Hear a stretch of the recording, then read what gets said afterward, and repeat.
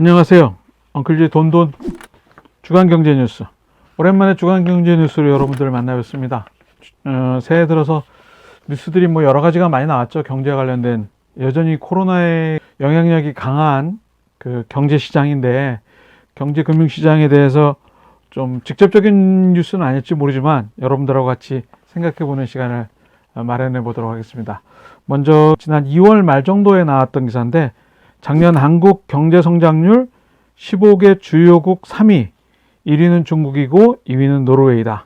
2020년도 연초부터 2월 달에 코로나로 인해서 경제가 굉장히 급속하게 무너지는 그런 경험을 했었습니다. 벌써 1년이 넘었다고들 뉴스에서 코로나 지난 1년 이런 얘기들이 많이 나오는데, 그래도 2020년도 한국의 경제 성장률이 마이너스 1%로 나름대로 굉장히 많이 선방을 했어요. 작년보다 올해가 좀 경기가 안 좋았다, 많은 사람들이 힘들었다, 이런 거지만 여러분들이 알고 계시는 것만 정말 그렇게 힘들었냐? 그건 아니라고 제가 여러 번 말씀을 드렸습니다. 경제 성장률 마이너스 1%라고 하는 얘기는 작년에 우리나라 국민들이 전부 다 상품과 무슨 서비스와 이런 것들을 다 생산했지 않습니까? 열심히 땀 흘려서 생산한 게 100이라고 하면 올해는 99밖에 생산하지 못했다. 그러니까 1%만큼 줄어들었다. 이게 이제 GDP의 개념이거든요. 그러니까 마이너스로 됐다 그래가지고서 항상 우리가 100에서 3%, 4%, 예전에 경제성장이 좋을 때는 12%, 12% 이렇게 100이었는데 그 다음에 년도에는 110, 이렇게 10%씩 성장하던 때가 있었고, 최근에도 3%, 4% 성장을 했기 때문에 매년 성적이 조금씩 올라가다가 여전히 잘한 건데도 굉장히 불안감이 커지고 큰일이 나는 것처럼 그렇게 생각하는 건 아니다. 이 말씀을 먼저 드리면서 2020년도 마이너스 1%라고 하는 게 주요국에 비해서는 상대적으로 굉장히 높게 나타났다, 이렇게 얘기를 하고 있는 거죠. 지난 2월 23일 OECD 통계에 따르면 발표를 15개 나라로 했습니다. 나름대로 세계 경제에 미치는 영향이 큰 15개국 경제 성장률을 좀 비교한 건데, 중국이 플러스 2.3%, 그 다음에 노르웨이가 마이너스 0.8%, 그 다음에 한국이 마이너스 1.0%, 이렇게 세계 15개 나라 중에서 3위로 선방을 했다. 잘했다는 아니고 선방을 했다. 이렇게 얘기를 할 수 있죠. 스웨덴, 미국, 일본, 독일 이런 데가 다 마이너스 한 자리 숫자. 영국은 9.9%, 스페인 마이너스 11%, 마이너스 10%까지 안팎의 경제 성장률이 나타난 나라들이 있는데, 우리나라는 그래도 중국하고 비슷하게 제조업 비중이 굉장히 높았기 때문에 그나마 후반기에 반도체 중심으로 회복이 되면서 상대적으로 충격이 적었다. 노르웨이는 방역을 잘했기 때문에 10만 명당 확진자 수가 유럽에서 핀란드 다음으로 가장 적게 낮게 나타났기 때문에 그래도 경제 성장률에 충격이 덜했다. 이렇게 OECD가 분석을 했네요. 지난 우리나라는 4, 5월달 수출액이 20% 넘게 급락했죠. 코로나 이후에 4, 5월달 급락했다가 반도체 덕대 11월, 12월 연달아 4%, 12% 이렇게 하반기에 좀 순성장이 일어나면서 마이너스로. 정부 재정 지출도 재난지원금 막 뿌렸잖아요. 그것도 영향을 좀 받았다고 얘기를 하고요. 올해 2021년도인데 한국의 경제 성장률을 플러스 2.8% OECD는 예상을 했습니다. 국내 연구기관들도 그렇게 크게 차이가 나지 않는 예측을 했는데, 중국이 플러스 8.0%, 작년에도 중국이 플러스 성장을 유지했는데 사회주의 경제에서 계획 경제가 갖는 의미가 있는 것 같아요. 그래서 역성장이 작년에 컸던 프랑스, 스페인 이런 나라들은 올해 나름대로 우리나라보다 더 높은 6%, 5% 이렇게 성장이 나타날 것 같다. 코로나 백신으로 얼마만큼 많은 방역에 성공하느냐, 이게 이제 올해 경제 성장의 관건일 것 같아요. 정부가 화폐를 발행해가지고 경기를 부양하려고 해도 코로나가 먼저서 사망자가 많아지는 걸 원하는 나라는 없기 때문에 결국은 방역에 얼마만큼 조기에 성공하느냐, 방역을 조심스럽게 하면서 백신의 효과가 나타나면 나름대로 경기는 작년에 성장을 못 이룬 것까지 합해서 부양이 될 테니까 굉장히 나라별로 성공했다, 이런 얘기를 할 수 있을 것 같습니다. 경제 성장이라는 게 IT나 자동차나 이렇게 우리가 생각하는 유망 업종 중심으로 나타나는 게 아니라 모든 산업에 골고루게 좀 나타날 수 있는 그런 기회가 됐으면 좋겠는데, 그게 참 쉽지가 않은 거죠. 어차피 사회의 양극화, 돈의 양극화, 아파트의 양극화, 직업의 양극화 이런 것들이 점점 우리 사회에 강하게 나타나기 때문에 그걸 공평하게 만든다는 건 글쎄요, 뭐 자본주의의 기본적인 성격이 아니고 사회주의로 돌아가는 거기 때문에 누구도 그렇게 만족해 할 수 없는데, 여하튼 2021년도에도 대한민국이 잘 피는 세계 속의 대한민국이 됐으면 좋겠습니다. 이런 좋은 뉴스가 있는 반면에 상당히 안 좋은 뉴스도 있습니다.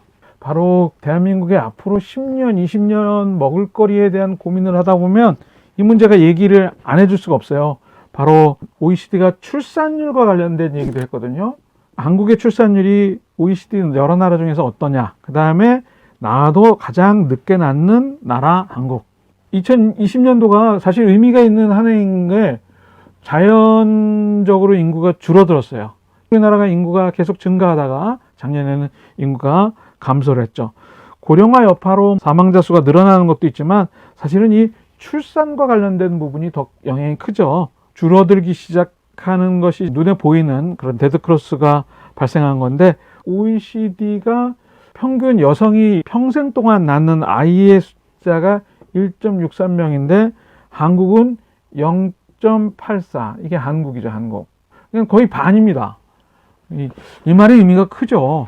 표에서 보시는 것처럼 합계 출산율, 출생아 수 추이가 계속 2010년도부터 뭐 1.2, 그 다음에 뭐 1.3까지 올라갔던 적도 있지만 0%대로 떨어져 가지고 지금 0.84명까지 하락을 했는데, 2018년 기준으로 출생아 수가 지금의 절반으로 줄어든다, 이렇게 얘기를 할 정도로 이 합계 출산율의 의미는 큽니다. 프랑스 1.84, 미국 1.73, 영국 1.68, 독일 1.57, 일본이 1.42, 뭐 이런 데도 불구하고 한국만 2018년도에 0.98, 2020년도 작년에 0.84. 이런 출산율이 줄어들기 때문에 인구가 줄어드는 건 당연하고, 그 다음에 여성이 첫 아이를 낳는 나이가 점점, 한국이 31.6세, 2018년도 기준입니다. OECD 평균이 29.1세에 비하면 한 2살, 2.5세 정도 차이가 있습니다.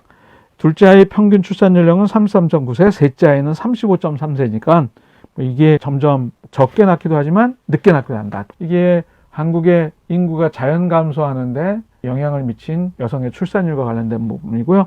또 90세 이상 사망자도 굉장히 크게 늘었습니다. 통계를 보니까 1월달하고 12월달이 연세 드신 분들이 사망하는 경우가 굉장히 높더라고요. 이거 보니까 겨울에 혈관계통이라든가 이런 질병에 약한 것들이 노출되는 것 같습니다. 지난해 12월 인구가 7,323명, 역대 최대로 감소했는데 2020년 12월 기준으로 혼인이 22,139건, 그 다음에 출생아 수가 19,576명, 그 다음에 사망자 수가 26,899명. 여기에 12를 곱하면 1년 통계가 거의 유사하게 나오는데 그 2만 명이 안 됐다는 겁니다. 작년 월 출산이 2만이 안 된 게 12월이 처음이고, 작년 한 해의 태어난 숫자가 30만 명이 안 되는 거죠. 사망자 수가 작년 한 해에 30만 5,100명이었는데 출생아 수가 30만 명이 안 돼서 자연 감소가 일어난 건데, 세대가 지나가면 대한민국 5천만 인구가 2,500만 인구가 될 수 있다는 얘기가 앞으로 몇십 년 후에는 현실화된다는 거죠. 인구 감소가 주는 의미가 여러분들 뭔지 아시죠? 인구 감소는 절대적으로 경제의 생산력의 감소입니다. 지금 중국이 경제 성장을 이렇게 이어가는 이유 중에 하나는 인구죠, 인구. 인도네시아, 인도, 중국, 브라질, 미국, 일본 이런 나라들이 다 1억 이상의 인구를 가진 아직까지도 가능성이 있는 나라. 이유는 바로 인구 때문에 그렇습니다. 대한민국이 좁은 땅덩어리이기 때문에 1억이 된다는 건 힘들겠지만 5천만에서도 계속 감소한다는 것은 앞으로 대한민국의 경제력 상당히 걱정스러운 부분이 있다라고 하는 측면에서 이 출산율과 관련된 부분이 쉽게 풀릴 수 있는 부분은 아니지만, 여하튼 출산율은 경제력, 생산력, 생산 가능 인구, 결국 인구가 있어야 뭐 한국이 아무리 열심히 일해도 중국의 그 인구를 따라잡을 수 없기 때문에 그 한계가 있다라는 거죠. 앞으로 특별히 미래의 문제에 있어서 그런 얘기를 하면, 작년도 코로나가 있었지만 한국의 경제가 선방한 이유도 박수 칠 만한 일이지만 또 출산율 문제에 있어서 미래의 한국의 경제력 걱정하는 부분이 점점 많아질 수밖에 없는 이유 중에 하나입니다. 경제 성장률과 출산율 한꺼번에 살펴보는 경제 뉴스, 주간경제 뉴스를 통해서 한번 생각해 봤습니다. 엉클제의 주간경제 뉴스, 다음 시간에 뵙겠습니다.